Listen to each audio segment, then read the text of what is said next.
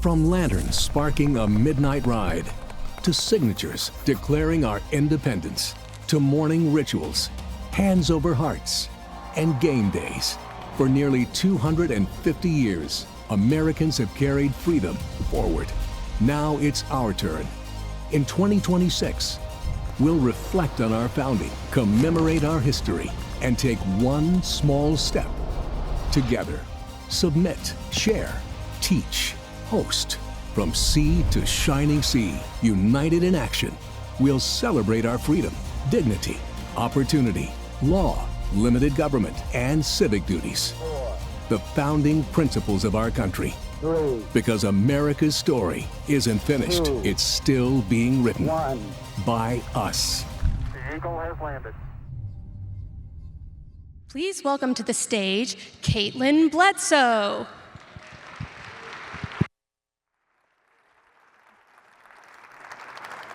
Hello, everyone.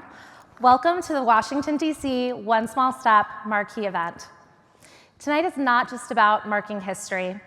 It's about renewing a conversation about the future of our country. And this evening is not just about a fun night out in Washington, because I know how much we love those. One Small Step is a national movement rooted in the principles that have guided our country for the last 250 years. Freedom, dignity, and opportunity for all. This historic anniversary offers us a rare chance to reconnect with those founding principles and apply them to the challenges we face today. This opportunity also allows us to reflect upon the words of our friend Thomas Jefferson: life, liberty, and the pursuit of happiness. He chose those words carefully.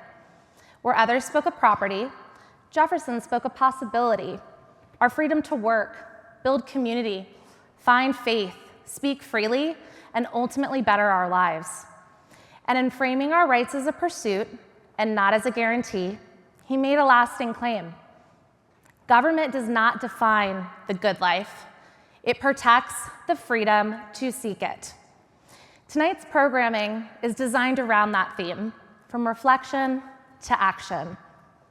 We are going to hear from some of the country's top prominent leaders across the policy, media, culture, and philanthropic spaces.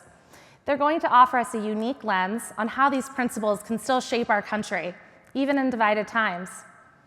They're going to help us connect the founders' ideals with principled, real-world leadership. We'll hear from Fox News political analyst Guy Benson and House Majority Whip Tom Emmer about defending the pursuit of happiness, even among divided times. News Nation Katie Pavlich and the brand new host of the primetime show, Katie Pavlich Tonight, will sit down with Governor Glenn Youngkin in one of his first public appearances since leaving office, where they will talk about, yes, that was exciting, whoever said that. They will talk about the importance of limited government and empowering all individuals to find their American dream. Our near and dear, our very own President and CEO, Emily Seidel, will sit down with Keith Krach, CEO of the newly formed Freedom 250, an organization AFP is incredibly proud to partner with, where they will talk about the significance of this opportunity and what it means for our country. And lastly, Fox News contributor and host of the Hugh Hewitt Show, Hugh Hewitt, will sit down with NFL legend, right home from the Super Bowl, and 2005 MVP and philanthropist Shaun Alexander, discussing the freedom to pursue excellence. Guys, I'm so excited to have you here. I know traffic was a bear. Thank you for joining us. Let's not waste another moment. Let's bring up Guy Benson and House Majority Whip Tom Emmer.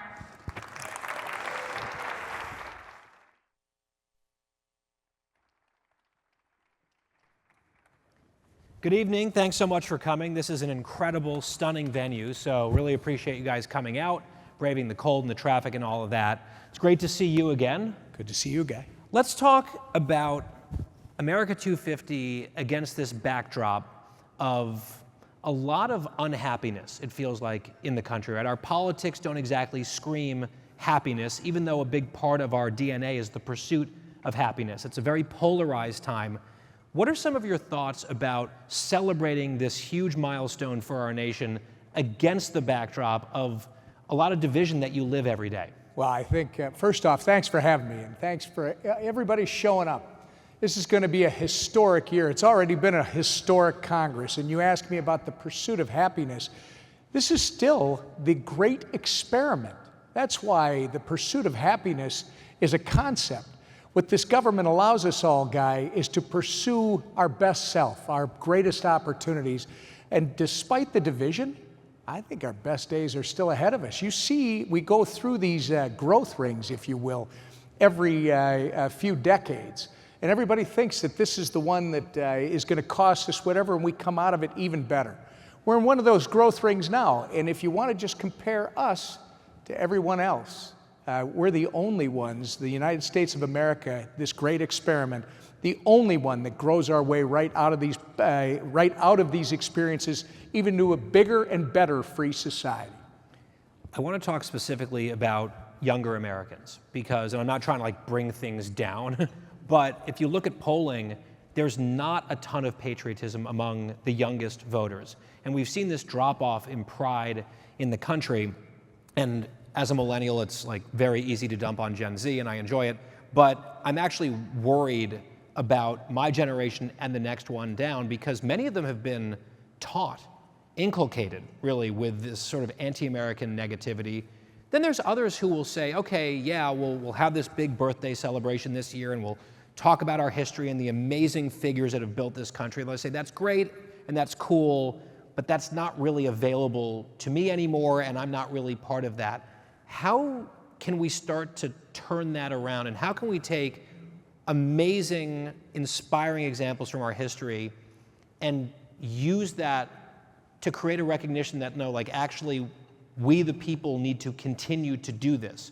We are just normal people like everyone who came before us and we're entrusted with this amazing thing, this gift, this genetic lottery that we won being born here, when a lot of people don't necessarily feel that in their bones right now. How do we contend with that? So I don't know if I agree with that. I know exactly what you're saying, but you were asking me backstage, what's your family like? I told you I have 7 kids. The oldest is 36. The youngest one is 24. It keeps you grounded. And I know what people say about these kids are looking for something to belong to, Guy. They're all looking to be part of something bigger than what they are. I'm going to tell you, much like the Trump experience, the Trump derangement syndrome that is real, there's a lot of Americans who just don't want the conflict. So what you may be taking, you and I, for a willing participant is just somebody who doesn't want to have conflict, who doesn't want to get into that debate. Sure. The reality is more young people voted for Donald Trump than any Republican president we've had. More young people, and I do believe this is the future, the pandemic, in my opinion, created the next generation of libertarians. I know because I had a kid in college, actually a couple, when it was going on. They didn't like being told that they couldn't be in the classroom. They didn't like being told who they could associate, when they could associate them, with where they could associate. That whole mantra of the government controlling every aspect of their life, that's with this youngest generation. And I think the future is bright again. You're going to have to show them, though, the choice, right? It's the Mondami experience, promising the government can give you everything versus the opportunity to self-determine, to achieve your greatest dreams by taking advantage of your greatest opportunities. It's our job to make sure we make that choice clear. I think Mondami will help us. What did he say in his inaugural address? They're going to reject in New York City the frigidity of individualism and embrace the warmth of collectivism, which is just chilling. He said it. We'll see what the governing That's kind of like the warm water in the pool. I think you want to stay away from that water. You've many times warned against the impulse of this town to centralize more and more power. And it can be a partisan issue. It can be sometimes a bipartisan phenomenon. How do you push back against that when it comes to governance? And how do you do so in a way that isn't just sounding like the party or the movement of no all the time? Because I know this is another thing you talk about. We can't just give off a no vibe over and over again. So how do you thread the needle? If all you have is to run against something, you got nothing to run on. So it's what are you going to do to make things better? First off, the beauty of this country, when it was created 250 years ago, the best government is the government closest to the person being asked to pay for it. Unfortunately, over the last 250 years, we've taken it from our local township, city, whatever you want to call it, county. We moved it up to the state's moved it on to the feds. And like you say, it's almost been a push to centralize this thing. Thanks to where we're at in the technology age, and I would argue thanks to where we're at with President Donald J. Trump, there is a decentralization that is at work. And it started with the Doge experience after the inauguration. It's time to rethink government. It's time to get rid of the waste, fraud, and abuse. And think about organizations, bureaucracies like the Department of Education. You got to ask yourself, what in God's name were they doing? You got 4,000 employees making an average of 100,000 without benefits. What were they adding for value back at home? Absolutely nothing, I would argue. And the idea that we start to decentralize by making government more efficient, more responsive to the citizens that are paying for it is a great concept. But Guy, all we can do is keep swinging every day because there's a lot of work to do. Couple more here. I think I'm doing some reflection on my own life this year, America 250, and sort of I have a unique American story because every single one of us does. And if we're the ones who are going to be almost kind of carrying the torch, right, almost like the missionaries for America, even within our own country, to say, hey, this is something that we should be super proud of. Here's my story and why I think this country has been incredible for my family. What is the Emmer American story? Well, I'm a little different from most of us. My grandfather told me I was a hockey player going to college. He said, Tommy, you remember, us Emmers are lovers, not fighters. Apparently, I didn't get that message. Were you an enforcer? No, I was too pretty for that. But no, where I'm going with it is at home. I like to joke. Minnesotans didn't invent passive-aggressive behavior, Guy. We perfected it. And I happen to be more of the aggressive, which works really well in this town. But in my state, people tend to push back. They don't like the conflict, like I was saying earlier. You know, even your friends that went to cocktail parties, it wasn't cool to believe in what Trump was doing, so they're not going to say they like it. I'm a little different. I think my experience is to show my kids, my grandkids, the people in my community, if you believe in something like the greatness of this country and the freedom that it offers and the opportunity that it offers to you and me and everyone else to self-determine, to be the greatest that they can possibly be, then you got to stand up and speak up and make that known. You do not let these people who keep trying to tell us that America is an oppressor, that, you know, we did all these things. That's baloney. And people need to start standing up and fighting back against that. And that's why I think Donald Trump has been not only a breath of fresh air, he has been delivered by God to make sure that we do not only resurrect this republic, but put it in a position to succeed for another 250 years. Last one, Americans for Prosperity this year has rolled out this One Small Step initiative. And it's really about agency and taking claim in your own life to do something for the country and for this movement beyond just, you know, a fun, extra special barbecue and fireworks on the 4th of July. This one feels meaningful. From your perspective, you hold a very important, powerful position in Washington. And for an audience like this, what does one small step look like in our lives that could be constructive in a year like this? Yeah, well, be involved. Be involved. I mean, too many Americans for too long, I think, have sat back and said, oh, you know, that's politics, or, you know, that's something I'm not involved in. I'll let other people do it. And then you find out they're not doing the job that you wanted to. I think the one thing we've learned in the last several years, if you don't do it, somebody else will. It's why I always say with campaigns, you run to win, but you win to govern. And the problem is, if we don't win, they govern. And look what happens. So I'd say to everybody in this room, that one small step, get involved, whatever way. You hear it all the time. Time, treasure, talent. Find out where yours is, where you can best plug in, and don't just sit back and let the world pass you by.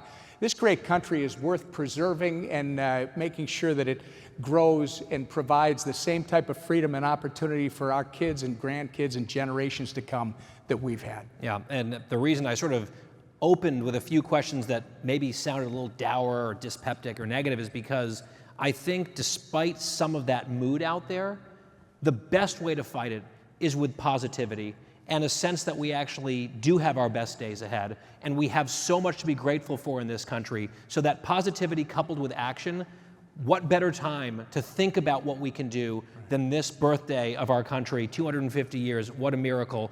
And recently, just last week, AFP had one of these events in Philadelphia, and it was a stunning setting. Hundreds of people attended from all over the Commonwealth, and it was in the Constitution Center.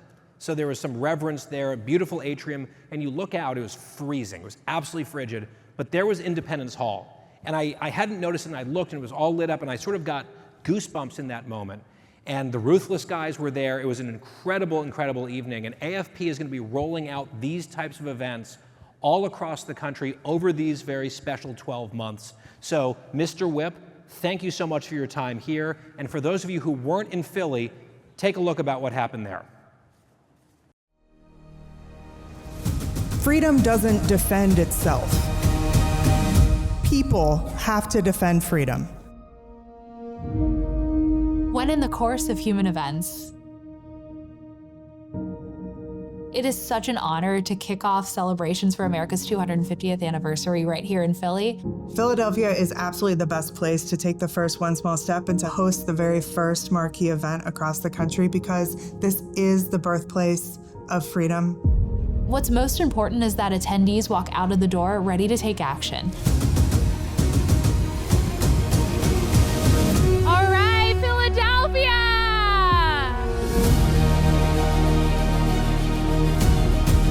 Civic responsibility and civic duty is foundational to this country. We need Americans to know that their voice does matter. It is my honor to introduce the gentleman of Ruthless. Michael Duncan knows how to do everything. He's literally gonna patch up the crack in the Liberty Bell tonight. Yeah. So that's how he's celebrating. I can't believe it's taken this long. We have to have this America 250 because this country's worth celebrating and this country's worth fighting for. Stacey Garrity! Guy Benson, ladies and gentlemen. Jaws. Ron Jaworski. I'm really honored to be with you guys, with this audience, because you kind of reflect on what America's about. Events like these are an invitation for people to recommit to the founding principles that make our country so exceptional, and then take meaningful action together. This is the year to take your one small step.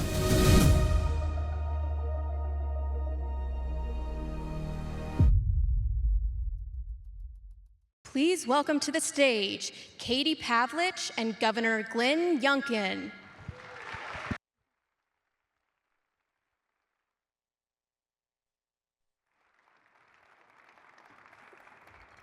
All right. Well, good evening, everyone.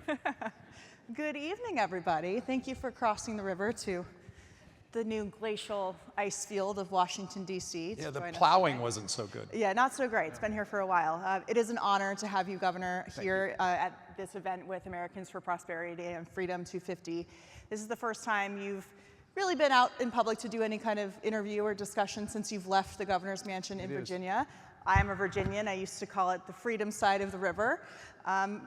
Have you had some time to reflect on your time in the governor's mansion? And if yes, what is one of your biggest accomplishments while you were there?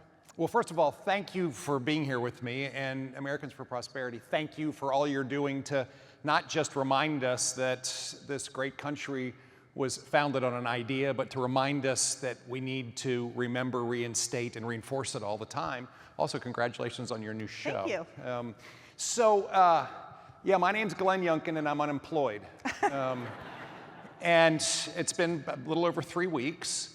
And when you look back on a 4-year body of work where we were sprinting every day, 24/7, it's hard to say one thing, but I have to say the idea of the pursuit of happiness is unlocked by making sure that we have an enabling environment, safe communities, great schools, a government that actually works for the people as opposed to telling the people what to do all the time. But I do firmly believe, Katie, that at the heart of so much of pursuit of happiness is enabling opportunity, unleashing prosperity.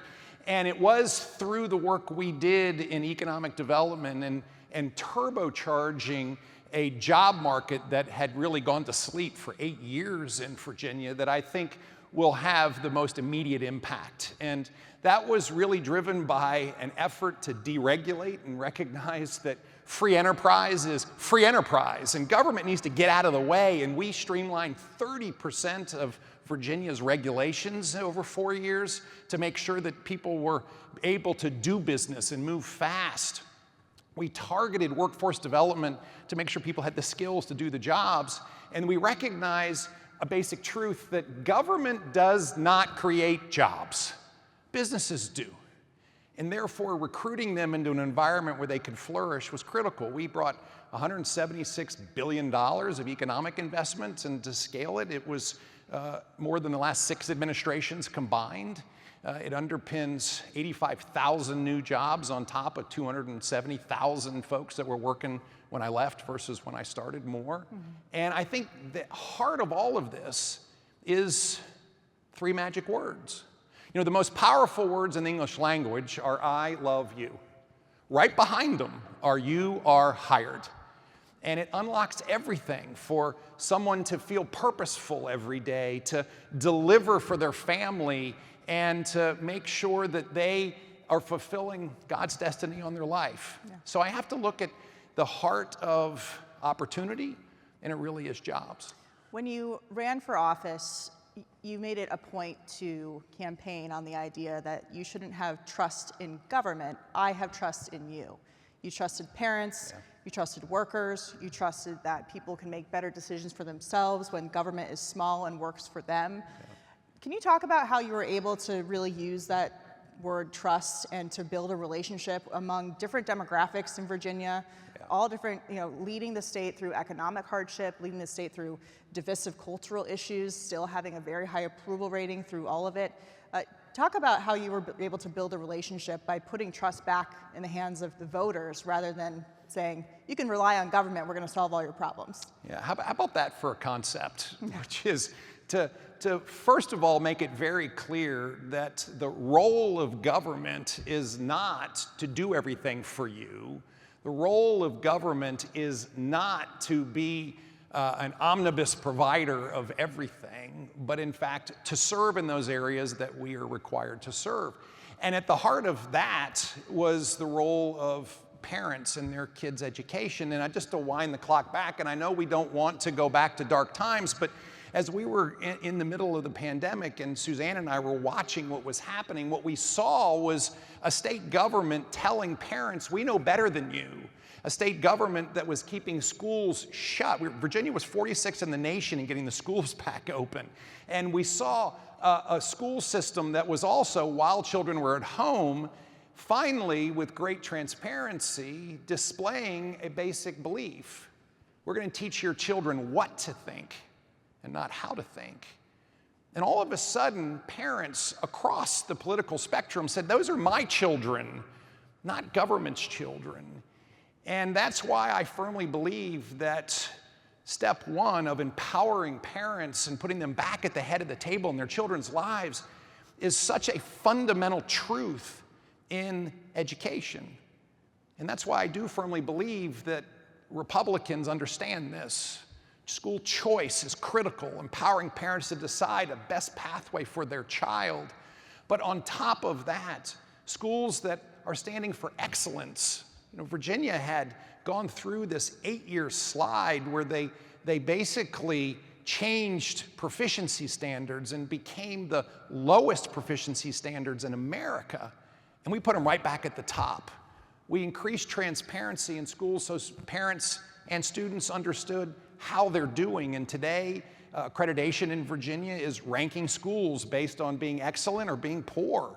4 rankings.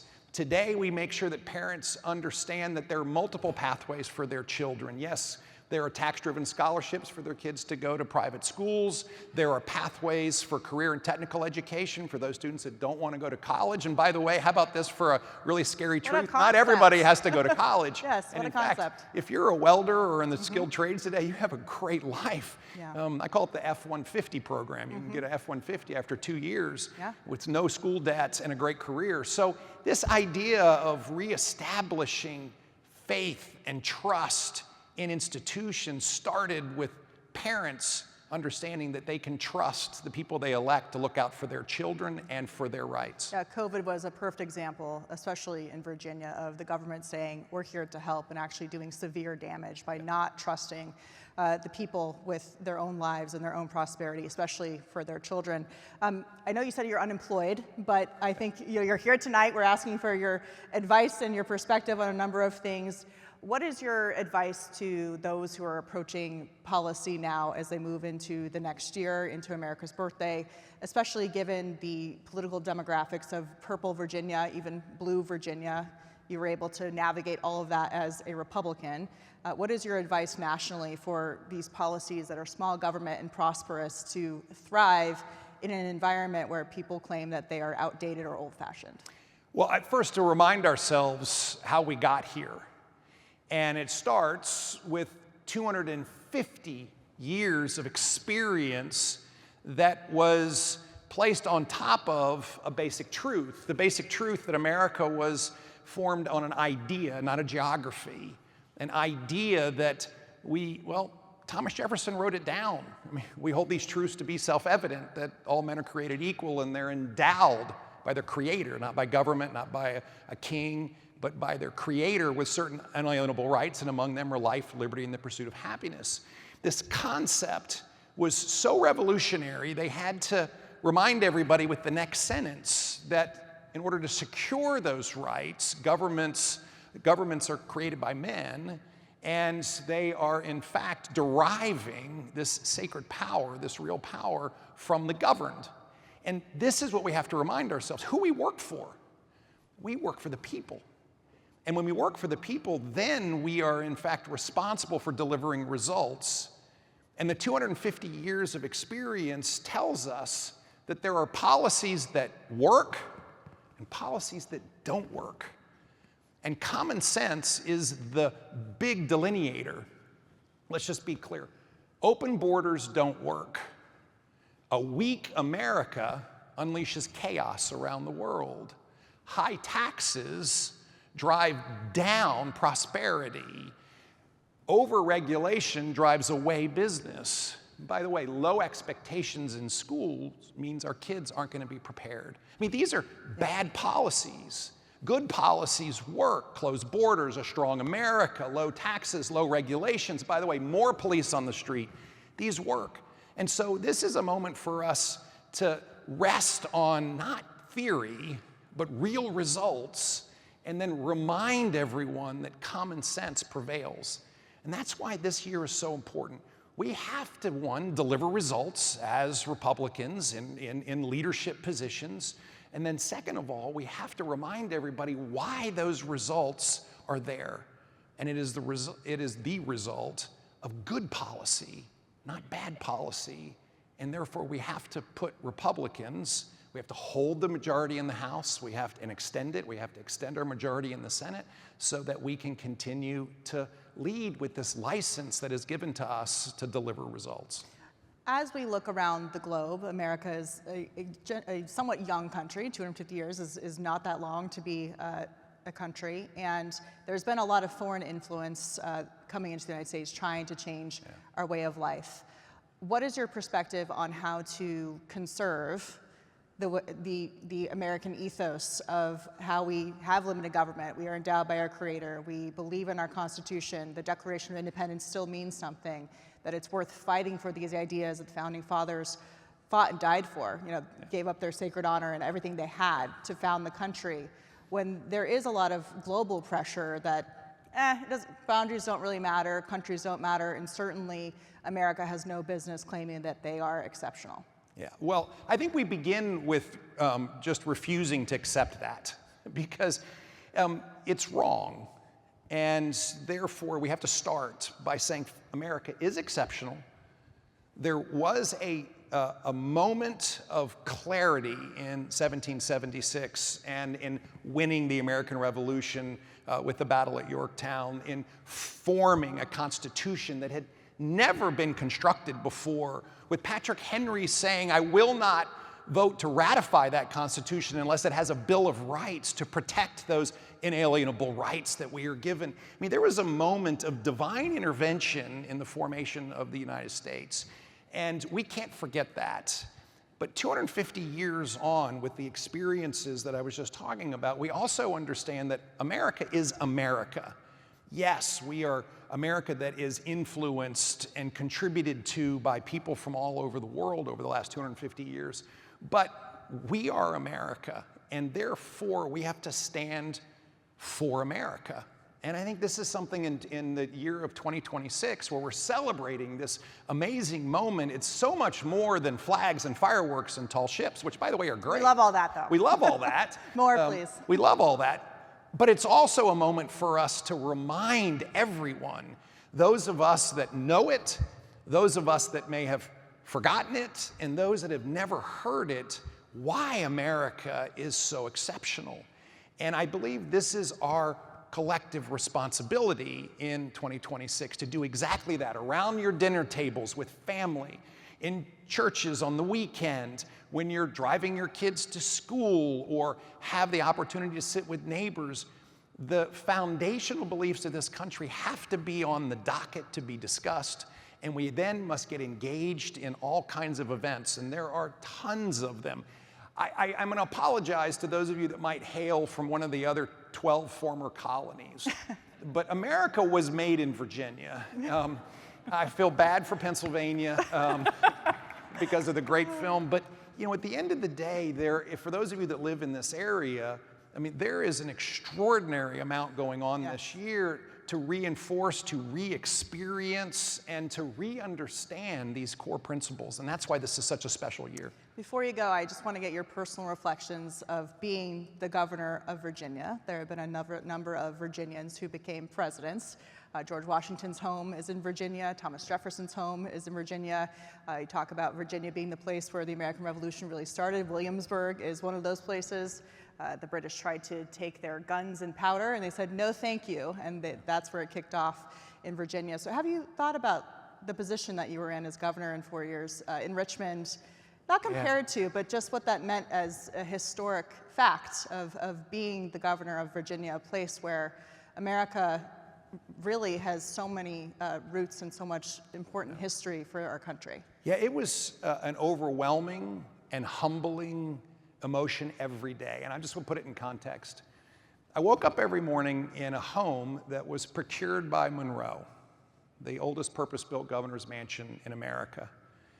And I would walk down the front steps and I would see our Capitol that was designed by Jefferson. And then standing in the distance is the most incredible statue of Washington on horseback. And then I would take a right and I'd go work in the Patrick Henry building. That was my morning. And every day I was reminded that we all have the great honor, privilege, and responsibility of the shoulders we stand on to stand for the values of America. And I think that's every day something I brought to work with me. It's something I will never put down. And whether I had the incredible privilege of speaking at a memorial service for a fallen hero, or visiting with homeschool kids who were on the Capitol Square grounds, or working to progress common sense governance in a state that was the crucible of democracy, I think we all should be in awe of the history of America, the just tremendous risk that our founders took. And again, this is a year for us to remember that America is exceptional. And it's exceptional for reasons, and those reasons we have to make sure are carried forward. I am optimistic that the next 250 years will be even better than the last 250, because maybe we won't make all the same mistakes, but we'll make new ones. And that's the beauty of America, is that we have a construct that has never been seen anyplace else, and yet we've demonstrated in this great American experiment that it works. Yeah, maybe we'd be worthy of those who came before us. And I'm a daughter of the American Revolution, so this year's birthday is very exciting. July 4th is always my favorite holiday, but this year especially. And this year is going to be a huge year in our history. As you said, the next 250 will be times of historic significance for the country and for the world. But for those of us in the room today, we have a unique opportunity to carry on that tradition that was set by the Founding Fathers, all those men and women who gave up everything to forge a new nation against the British Empire, which everybody at the time thought was absolutely crazy. And they were a minority, actually, in the country. It was not a majority movement. No. So let's take a look at how we can reignite the American dream and carry those traditions of freedom forward. 250 years ago, our founding fathers declared life, liberty, and the pursuit of happiness, sparking the American dream. Freedom, opportunity, and civic duty are not just lofty platitudes, they're meant to be lived by us. For over 20 years, Americans for Prosperity has been advancing these principles, ensuring solutions to our biggest problems are based on the values our country was built on, elevating the voices of everyday Americans and building momentum to move us forward. In 2026, join us in carrying on the American tradition started by our founding fathers. America's next giant leap forward starts with one small step from each of us. What will your step be? Next up, please welcome to the stage Emily Seidel and Keith Krach. Well, what a program so far. Unbelievable. So you got to love the governor, don't you? It's amazing. So Keith, you and I have the extraordinary privilege of leading organizations that are doing big things to celebrate the 250th. But I'm really looking forward to picking your brain a little bit in this session. But I've got to know, you didn't just join Freedom 250, you helped to create it. And so I'm interested to understand what convinced you that this birthday celebration for our country wasn't just a historic milestone, but it was a moment to recommit to the pursuit of happiness. Well, you know, I'm just a guy from Rocky River, Ohio, who had the good fortune of living the American dream. And so when I saw that President Trump said, we want to celebrate the 250th, worthy of our history, our values, and our future, that was inspirational because this is a once-in-a-generation moment. So if you think of Freedom 250, its purpose is to bring people together to celebrate the triumph of the American spirit. And so our mission is to bring people together, coordinate what's going on with our federal agencies, with states, with cities, with companies, faith-based organizations, communities, and really bring them together to really celebrate these values, and more than celebrate, as the governor was talking about, it's a chance to reflect and to remind ourselves and to teach our young children about these great values and how fortunate we are to live in the United States. Well, one of the things that I'm super excited about is this partnership that we have between Americans for Prosperity and Freedom 250. And part of why we can build this partnership is because one of the things that we're both doing is asking people to really reflect and recommit to these founding principles. As you think about the values, as you were just mentioning, the values that are so important for people to be able to build a purposeful life, but also that we can't forget as a country. What are a couple that maybe stand out to you? Yeah, well, by the way, thank you so much for the partnership. You guys have been absolutely great. You know, if I think of the number one thing, I think of freedom. And, you know, if I think across my career, whether it was building companies in Silicon Valley, dealing with capital markets, working on the factory floor, or government service, you know, I learned one enduring practical thing, and that is freedom matters. Because when freedom exists, innovation is present, and when you have innovation, prosperity grows, and when you have prosperity, there's a chance for stability. So everything I believe is derived from that, and you know, coming out from Silicon Valley and then becoming Undersecretary of State, I would have never dreamed this Ohio boy would have had that chance. What I learned is that democracy requires participation. Yeah. And I brought 12 guys out from Silicon Valley in the president's first term. And big question was, can we make a difference?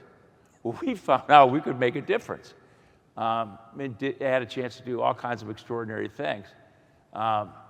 Plus be declared an enemy state of China, and my family's sanctioned for life. But I don't know. If they had a medal for that, I'd probably sleep with it under my pillow. But anyway, but really, it is about participation, and it's whether it's at the federal level or the state level or the local level, and as we all know, Ben Franklin came out of that constitutional meeting and said, hey, what do you have? It's a republic if we can keep it. Yeah. And what I learned is you've got to fight every day to keep that, because the natural order of things, the law of physics, is the bad king, the dictator, and the emperor. And if it's not for these great civil servants or foreign service officers or our military, there'd probably be 100 countries that would never experience freedom. Yeah. Well, you said democracy is a participation sport, basically. It is. And One Small Step is all about action. And so we've been talking about, over the course of many of these events, like we were talking about in Philly a lot, that Americans increasingly are feeling disconnected from our history as a country, and they increasingly feel like their voice doesn't matter, that they can't make a difference. And so Freedom 250 is really about helping people see that they are active stewards of our future as a country, and not just sort of watching it happen. How are you doing that? Absolutely. It's amazing because I've had so many people come up, hey, we want to participate with you guys at Freedom 250. What do you need us to do? And I mean at all levels. Yeah. It's unbelievable. We got some pro bono work from Deloitte, and I said, I just need you to set up a system to handle all these volunteers that are coming in. That's a nice problem to have. I think a great example of that was on New Year's Eve when we turned that Washington Monument into a living canvas of the American story. Yeah. And that was more than just lighting the monument. It was a signal to the world that our 250th had begun. And 250 is more than about nostalgia. It's about confidence. Mm-hmm. Confidence in freedom, confidence in ourselves, confidence in our way of life, and confidence in our next generation. And so much of what we're doing is for that next generation. I've got 5 children, and I want them to be able to experience the same opportunities that I had. And I think that's really a huge motivator behind that. And we're doing so many things in terms of education, in terms of the history, civics, and really focusing a lot on the schools and the young people. And to me, it is more than just fireworks, although we are going to have the biggest fireworks in the history of the world come July 4th, which will be spectacular, and we'll have the Freedom 250 Grand Prix and unbelievable things. But it's really making an impact, I believe, in everyday society, and particularly young ones. Well, quick last question for you. Let's look out into the future. When this celebration of America's 250th is successful and people recommit to these principles, what is going to look different? Maybe not here in Washington, D.C., but in communities and families across the country. Yeah, I think it's kind of getting back to those good old-fashioned values and pride in the country and confidence in the country and patriotism. I got to see it firsthand growing up. My dad had a 5-person machine shop in the good times. It was just me and him in the tough times. I was welding at the age of 12, and he taught me the value of hard work and integrity. And my mom was a phys ed teacher, had a whistle around her neck the whole time, and she used it constantly. And then she'd walk across the street and coach the boys' 9th grade wrestling team. I didn't have an easy childhood. But for her, it was about service, and it was about showing up. Mm-hmm. And I think those were, those are role models. And it gets back to the participation, and people support what they help create. Yeah. You know, that's the #1 leadership principle when you're building a high-performance team. But I think it's the same thing when you're, you know, whether you're in government or you're leading the country or whatever. So I'll tell you, I feel like I'm the luckiest man in the world. I kind of feel like Forrest Gump. I don't know how I got here, but I get a chance to market America, and what bigger honor could there be? Well, Keith, we cannot wait to see what Freedom 250 does this year. Thank you so much for your partnership and for being here with us this evening. One of my favorite parts of the One Small Step campaign is hearing the stories of hundreds of Americans across the country and the small steps that they have already taken. Take a look at this.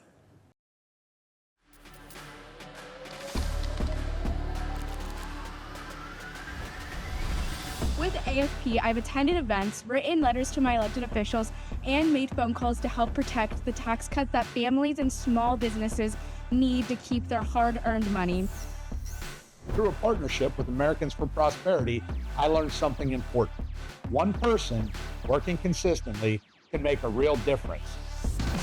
Even when I started Kingdom Life Academy, again, at the time, there was no hope of, in my mind, and from my knowledge, of school choice. And to see now and to be able to, again, through Americans for Prosperity, to open the door for me to take that one small step into the school choice battle has been phenomenal. And now to be here is just mind-blowing, absolutely. I was born in Cuba and I lived there until I was 11 years of age. Stepping out of the airport, being picked up and being taken to the place we would spend the night at in Kansas City, our first night, one of the first things that I noticed was there was electricity everywhere. I feel like my family and I are living the American dream.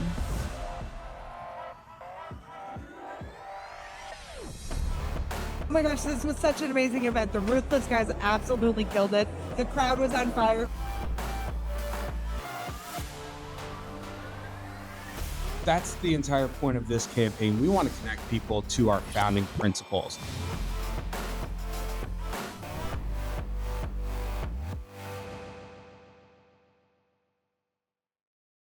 Please welcome to the stage Hugh Hewitt and Shaun Alexander. I heard it already. I heard a roll tide. So I'm going to start. Shaun, I'm very, very happy. For those of you who don't know, you might not be American. Shaun is an NFL superstar. He's an NFL MVP, and he's a Crimson Tide hero. And so the roll tide stuff.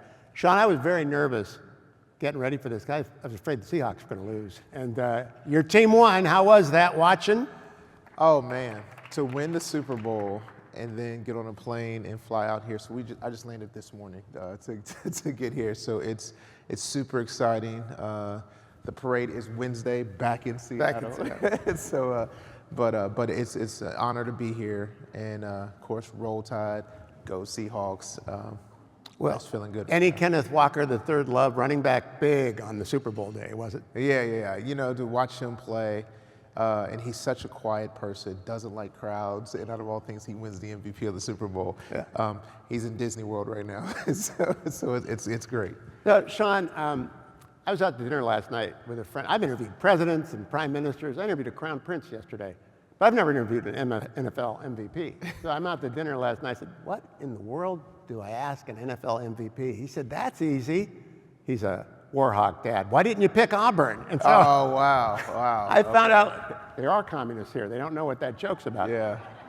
I found it inside. You have 4 older brothers. Yeah. And they went to the Army, to Cincinnati, to Ohio State, and Notre Dame. Your parents must have been hell on wheels for achievement. Was that the fact? You know what? My parents did a really good job from the very beginning, establishing, like, set your goals and go after it. And so they were unwavering about knowing who you are, being confident in what you're going to do, and then going after whatever it is that you want to be. And so the college that I was going to pick, just picking on my brothers, who was Ohio State, Notre Dame, was Michigan. And then when I went out there, it snowed 3 feet, and it's the first time I've seen that much snow before, so then I went to Alabama. For those who don't, you're from Boone, Kentucky, Boone County, which Kentucky. is actually Ohio. So I was going to ask you why not Ohio State, but we already covered that. tell me about when you're in Boone, Kentucky, and you've got all the world in front of you. And this man ran for 2,396 yards as a junior. That's more than a mile. That's like a mile and a third. So what is Boone County like, and how did you decide to take the one small step to go all the way? Yeah, it's warm, but it's a big step to go to Alabama. Yeah, it is. You know, in Florence, Kentucky, that's the city that we live in. It's 10,000 people in that little town, and we'd have 11,000 at the football games. There'd be signs on the banks like, "Hey, if you steal something, you probably need it. Just bring it back by Monday." You know, so. But it was very big in community. Everybody had a role. I think I had a teacher. I went to public school, so I had a teacher that was a friend of mine's parent at almost every grade. And so, you know, some of the greatest lessons I learned was probably from like Miss Walton, 6th grade. My brother that went to Notre Dame academic scholarship, he was 1 year older than me, took this science test when he was in 6th grade, aced it. I come and I sit there and I'm just proud of myself of not being a dumb jock. I'm going to ace all the classes too. And I took that first science test in 6th grade, and I just remember this so much because there was so much red on that paper. And I just remember, you know, she passes out all the tests, all the answers, and then flipped mine over. And I was like, oh, wow, this must have been great.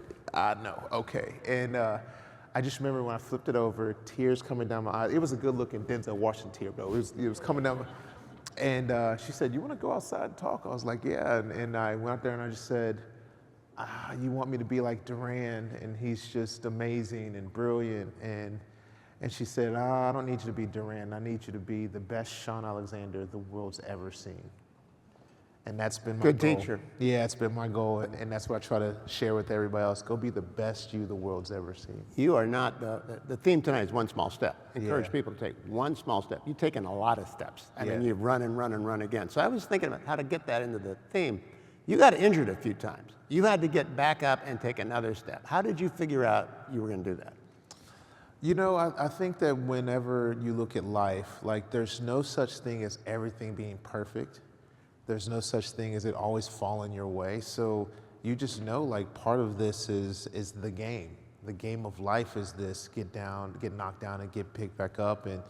And giving my life to the Lord at such a young age and really wanting to chase Jesus, I started to understand that if it was basketball and I could shoot threes, you would guard me. You know what I mean? But in your faith, if you're the one that can make impact into God's kingdom, then the enemy, he's going to come and guard you. And so there's just bombs and knockdown moments where you know that you're in a war, and sometimes it's spiritual. And so all those getting knocked down and playing the game of life is all a part of that. Well, it's all about pursuing happiness and not guaranteed happiness. So when you talk to kids, athletes are pretty easy to persuade. You get an opportunity to achieve, you are not guaranteed success. When you talk to non-athletes, how do you get them to understand it's about working hard and pursuing your happiness?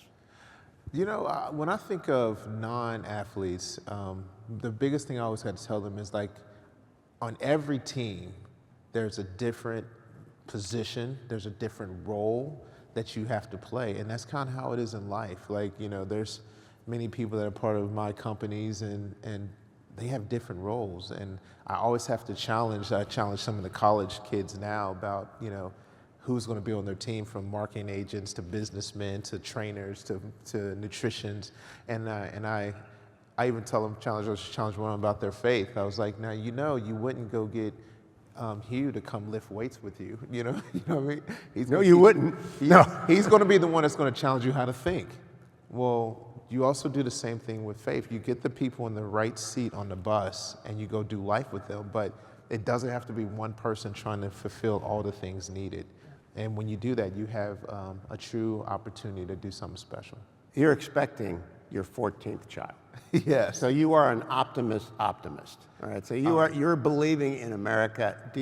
When you talk to your kids and when you talk to the kids, what do you tell them the country's going to be like? Not only now, but in 50 and 250 years. You know, right now, the rumor is did he say 14?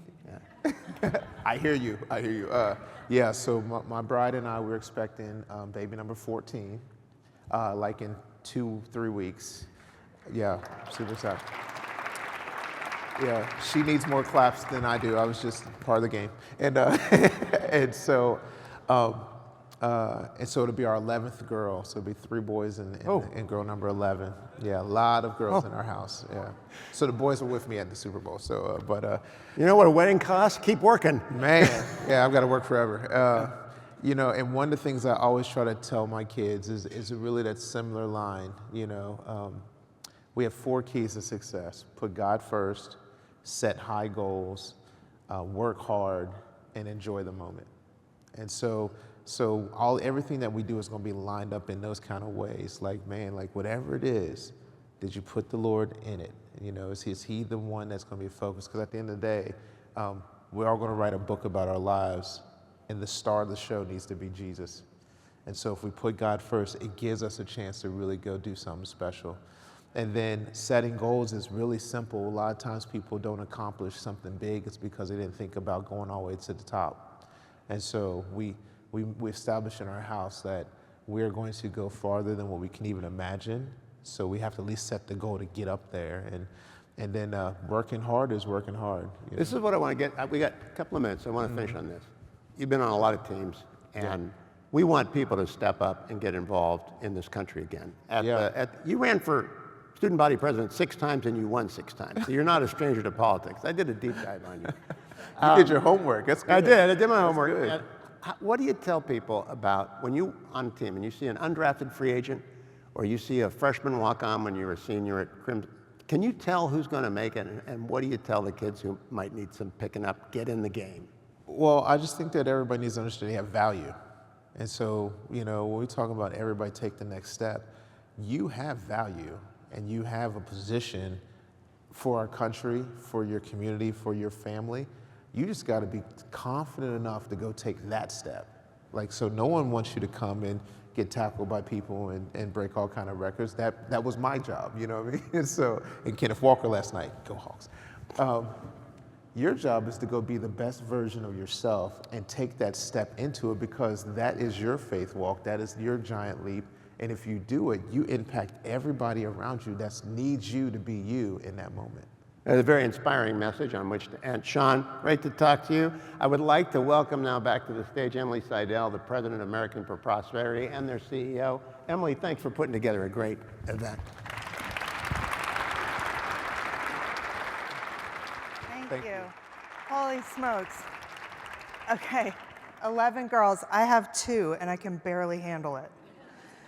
Thank you all so much for being here this evening, for engaging in these ideas, for reflecting on our shared history, and most importantly, for thinking about your own role in the next 250 years of this country. We've talked tonight about the importance of freedom, the design of our Constitution, and the lived experience of the American dream. We've heard how limited government has unleashed opportunity and human flourishing, and why preserving that freedom requires more than just rhetoric. It requires action. As we approach our nation's 250th anniversary, we face a critical choice about our future. Too many Americans right now feel disconnected from our history and feel like their actions don't matter. But this moment demands something different.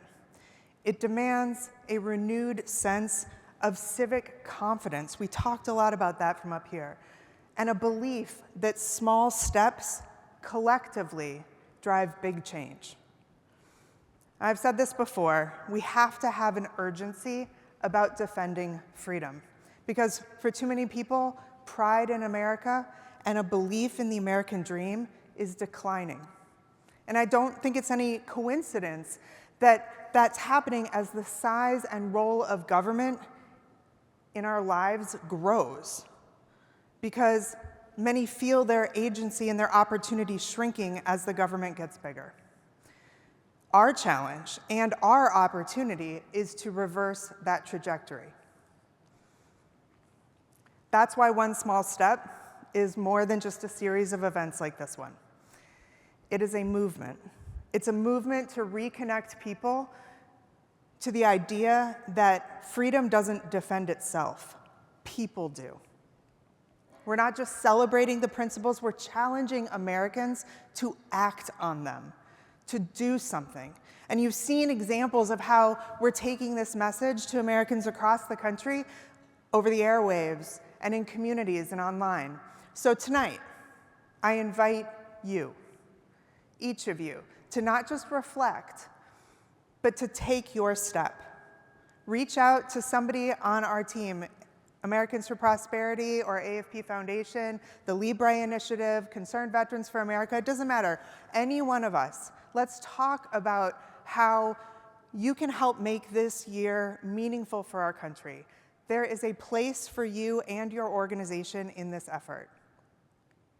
You know, we tell our activists all the time, every phone call, every conversation, every action, no matter how small, it matters. It advances freedom and opportunity in this country. It builds a stronger and a freer America, and that's true. But the same can be said for the actions that we are taking here tonight and that we'll take after this event together.